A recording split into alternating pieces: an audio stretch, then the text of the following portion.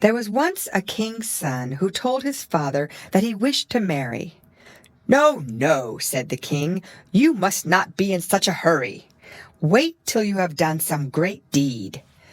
My father did not let me marry till I had won the golden sword you see me wear." The prince was much disappointed, but he never dreamed of disobeying his father, and he began to think with all his might what he could do. It was no use staying at home, so one day he wandered out into the world to try his luck, and as he walked along he came to a little hut in which he found an old woman crouching over the fire. "Good evening, mother. I see you have lived long in this wood. Do you know anything about the 3 bulrushes?" "Yes, indeed.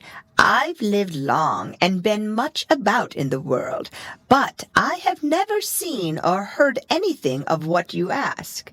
Still, if you will wait till tomorrow, I may be able to tell you something."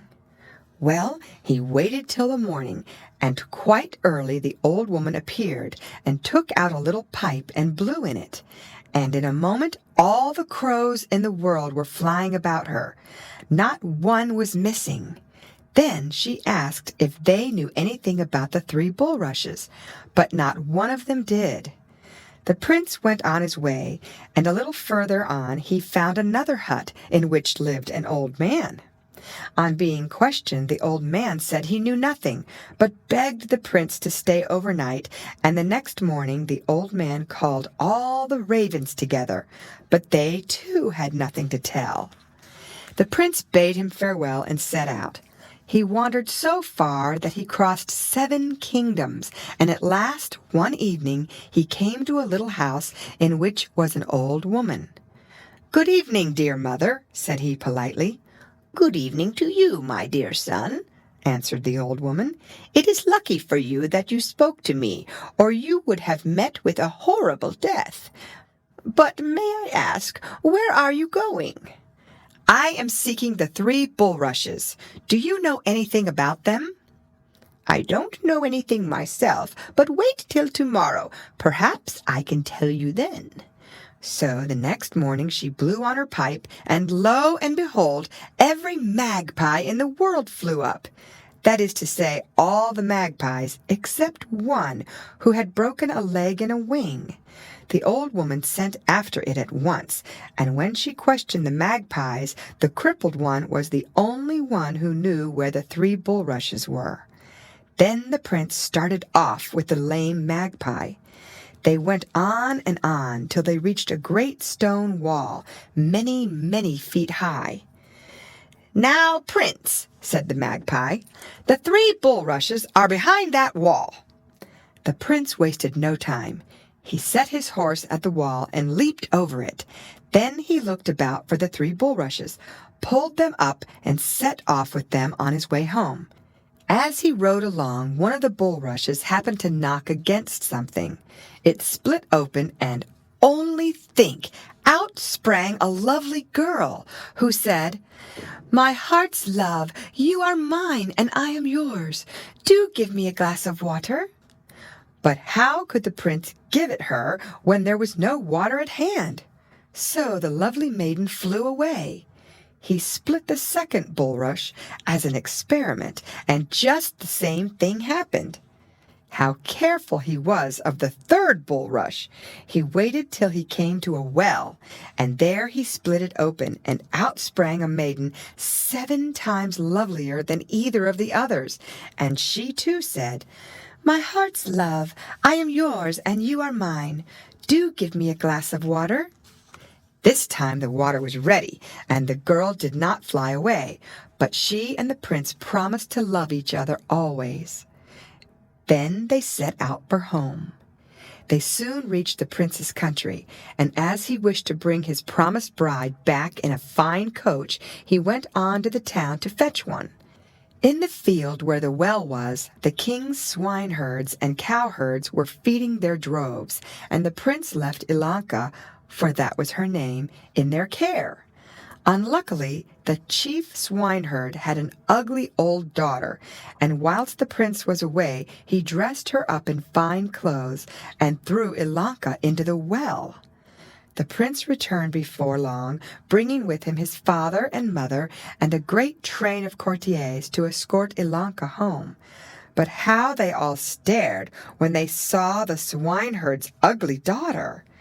However, there was nothing for it but to take her home, and 2 days later the prince married her, and his father gave up the crown to him.